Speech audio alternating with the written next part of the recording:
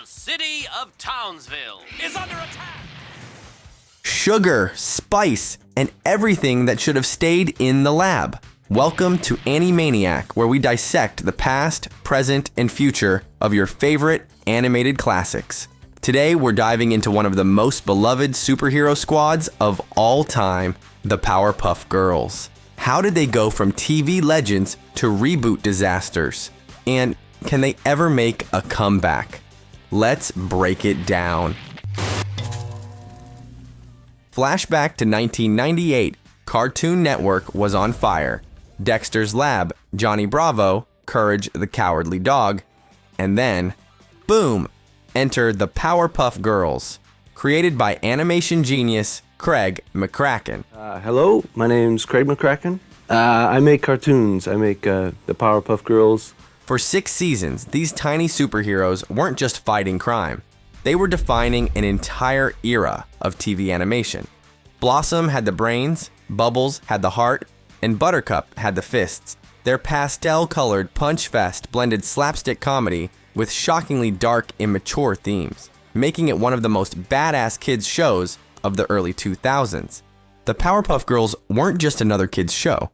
They were a cultural moment. This was one of the first animated series that showed young girls they could be strong, intelligent, and heroic while still being themselves. It wasn't about fitting into the superhero world, it was about rewriting it. Before Powerpuff Girls, the superhero landscape was dominated by Batman, Spider-Man, and Superman. But these 3 kindergartners, in their tiny dresses and big eyes, became just as iconic in pop culture. They fought crime their way, with humor, heart, and a whole lot of punches. And their influence? Massive. You don't get shows like Kim Possible, My Life as a Teenage Robot, or Totally Spies without the Powerpuff Girls paving the way. Even Steven Universe and She-Ra and the Princesses of Power owe part of their DNA to Blossom, Bubbles, and Buttercup. But the Powerpuff Girls weren't just about the heroes. You dare to challenge me? They had some of the best villains in animation history.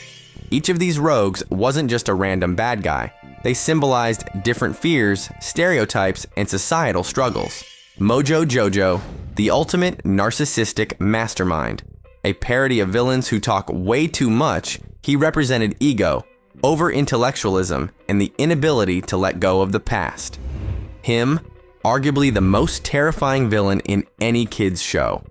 With his unsettling voice, demonic presence, and psychological warfare, Him wasn't just another villain, he was fear itself. He manipulated, tormented, and broke the girls down emotionally, unlike any other foe. Sedusa, a villain who relied on her looks and deception rather than brute force. She represented superficial power, greed, and manipulation, showing that not every villain needs fists to be dangerous. The Gangrene Gang, a group of delinquents that symbolized pure anarchy. They didn't have master plans. They were just chaos for chaos' sake. Fuzzy Lumpkins, the classic angry loner, a backwoods character who symbolized fear of outsiders and irrational territorial aggression. Hey, you! Get off of my property! Now! These villains weren't just obstacles, they were lessons. The Powerpuff Girls taught us that monsters don't always look like monsters. Sometimes the scariest ones are the ones who manipulate, control, or deceive. Even decades later, the Powerpuff Girls are still making an impact. Nike recently dropped a Powerpuff Girls sneaker collab. Yes, Nike. The shoes sold out instantly, proving that people still love these 3 tiny superheroes. And let's be real, Blossom, Bubbles, and Buttercup deserve their own sneakers. Who else can literally fly through a city, take down a giant monster, and still make it home by bedtime? So, why did it end? Unlike other shows that crashed and burned, the Powerpuff Girls went out on top. There was no cancellation drama, no sudden drop in ratings. Craig McCracken wrapped it up because he felt the story was complete. And honestly, that was the best thing that could have happened. Instead of dragging on for too long, the Powerpuff Girls became legendary, a symbol of girl power, superhero storytelling, and everything that made Cartoon Network's golden age golden. But then, Cartoon Network pulled a fast one on us.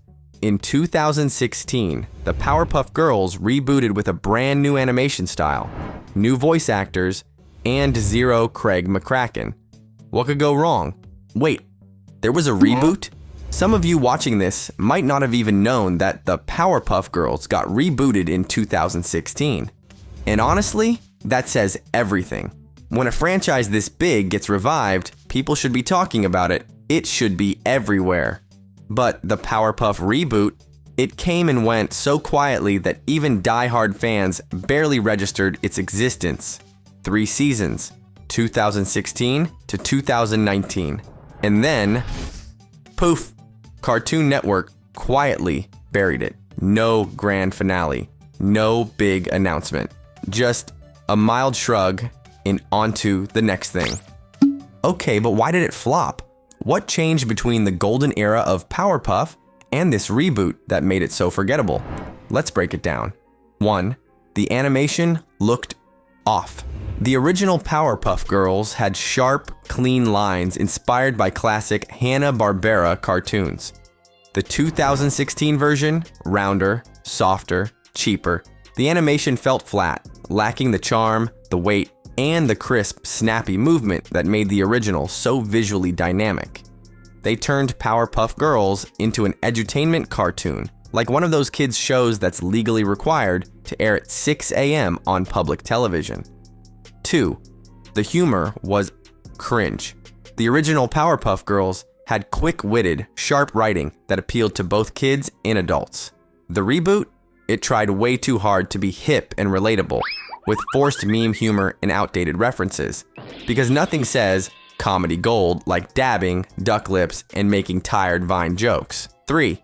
The voice cast was completely replaced. But if there's one thing that instantly killed fan excitement, it was the new voice cast. Tara Strong? Gone. Kathy Cavadini? Gone. E.G. Daily? Gone. Now look, I'm not saying new voice actors can't work, but these 3 original actresses were the Powerpuff Girls. They didn't just read lines, they brought personality, warmth, and depth to these characters. Hey, no tag back! What? I can't be it twice! Why not? Tag! And guess what? They weren't even asked to come back. Cartoon Network didn't even tell them a reboot was happening until it was announced publicly. That's not just a mistake. That's a betrayal to the people who made this show iconic. 4. It didn't understand what made Powerpuff Girls special. But at the core of all of these problems is one simple truth. The reboot fundamentally misunderstood what made the Powerpuff Girls special. The original wasn't just about cute girls doing superhero stuff. It was about balance. Between sweetness and raw, intense action. Between lighthearted fun and real, emotional stakes. But the reboot stripped away that grit, that heart, that energy, and replaced it with, well, nothing. So yeah, that's why no one remembers the 2016 reboot. It wasn't just bad, it was forgettable. And for a franchise as iconic as the Powerpuff Girls, that's the biggest insult of all. But the worst was yet to come, because in 2021, the CW took one look at this reboot and said, "Hold My Chemical X." But just when you thought Powerpuff had suffered enough, in 2021, the CW came along and said, "You know what this show needs? A gritty live-action reboot where the Powerpuff Girls are depressed 20-somethings who hate their childhoods." Okay, but why?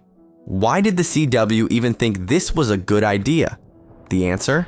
Hollywood's obsession with gritty reboots. In the 2010s, networks started taking old nostalgic properties and reinventing them for modern, mature audiences. Riverdale, Sabrina, Nancy Drew, Bel-Air all turned into dark, edgy versions of their former selves. So the CW thought, let's do the same with Powerpuff Girls, except they completely missed the point. Oh boy. And then the script leaked. A first draft of the CW's Powerpuff script hit the internet, and it was so bad that the entire internet collectively roasted it. Oh, you wanted a fun, empowering show about sisters saving the world? Nah, this reboot gave us Blossom, a traumatized ex-superhero with trust issues. Bubbles, an influencer who only cares about fame. Buttercup, now bitter and sleeping with strangers to cope. Yes, because what kids and nostalgic fans really wanted was a Powerpuff Girls show where their favorite childhood heroes swear, drink alcohol, sleep around, and completely hate each other. This wasn't just a bad adaptation, this was an insult. So how much money did the CW burn on this disaster? Pilot budget, estimated $10+ million. Ad revenue, lost millions after the backlash. Final profit, 0. They never aired it. Yep, the CW filmed the entire pilot and then immediately scrapped it. They lost millions without ever airing a single episode. So why did this bomb harder than Mojo Jojo's worst plan? 1. They ignored the source material. Turning a light-hearted superhero show into a dark, edgy drama was never going to work. Fans wanted Powerpuff Girls, not CW's generic gritty drama. 2. They butchered the characters. The Powerpuff Girls are iconic because of their personalities. Blossom, smart, responsible, a true leader. Bubbles, sweet, bubbly, but secretly tough. Buttercup, aggressive, but fiercely loyal. The CW's version, completely unrecognizable. 3. It alienated both old and new fans. They wanted nostalgic fans, but completely destroyed the personalities we loved. They wanted new, edgy viewers, but who asks for a dark and gritty Powerpuff Girls? Literally, no one. This could have been a celebration of Powerpuff Girls, a way to introduce a new generation to one of the most iconic cartoons ever made. But instead, the CW completely misunderstood what made the show special. They didn't capture the heart, they didn't capture the charm, and they definitely didn't capture the Powerpuff Girls. So, after multiple failed reboots, is there any hope left for the Powerpuff Girls? Could Craig McCracken be planning a real comeback? Even after 2 failed reboots, the Powerpuff Girls' legacy remains undeniable. Their impact on pop culture, massive. From merchandise flying off shelves, to fans still cosplaying as Blossom, Bubbles, and Buttercup at conventions, these girls never really left. And let's not forget, Nike literally made Powerpuff sneakers in 2023. If even the sneaker world is embracing Powerpuff nostalgia, it's proof that people still love these girls. But the big question is, can they make a real comeback? Do we want another reboot, or should these heroes finally be retired? Maybe the Powerpuff Girls don't need another reboot. They had their time. They were a defining part of late 90s and early 2000s animation, and trying to force them back into today's landscape? Maybe it's better to leave them in the Hall of Fame than risk another cringy, watered-down adaptation. Some characters become timeless because they don't get dragged through bad reboots. Maybe it's time for new heroes, inspired by Powerpuff Girls, rather than trying to force the originals into something they were never meant to be. But let's be real. If they come back, they have to do it right. The biggest mistake in past reboots, they forgot what made Powerpuff Girls special. A good Powerpuff reboot would need Craig McCracken at the helm. The best shot at reviving Powerpuff? Bring back Craig McCracken. He's the only one who truly understands these characters. He made them iconic. And in 2022, he hinted that he might be interested in revisiting his classic characters. The right animation style. The Powerpuff Girls were never meant to be soft and round. They had a bold, snappy comic book style that made them stand out. Any reboot has to respect that. Keep the personality, not just the name. The biggest failure of past reboots, they didn't understand the characters. Blossom, Bubbles, and Buttercup aren't just brands. They're actual personalities. Blossom isn't just the smart one. She's a leader. She's determined. She carries the weight of responsibility while still being a kid. Bubbles isn't just the cute one. She's tough. She's resilient. She has emotional depth that makes her one of the most complex characters in the show. And Buttercup? She's not just the tough one. She has pride. She struggles with vulnerability. She's loyal to her sisters, but constantly trying to prove herself. A story worth telling. If the Powerpuff Girls ever return, it needs to be for a good reason. Not just because nostalgia sells, not just to cash in on a franchise name, but because there's actually a story left to tell. Maybe it's a continuation where the girls are still young, still heroes, but dealing with new threats.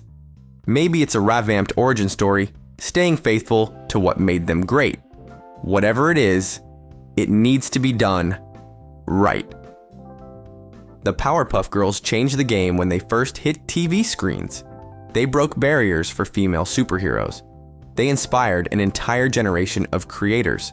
But if they do return, it has to be with care. Because some heroes, they deserve better than a bad reboot. But if done right, maybe, just maybe, the world can still be saved before bedtime. What do you think? Can Powerpuff make a comeback, or are they doomed to stay a 90s relic? Drop a comment, hit that subscribe button before Mojo Jojo hacks our channel, and stay tuned for our next deep dive.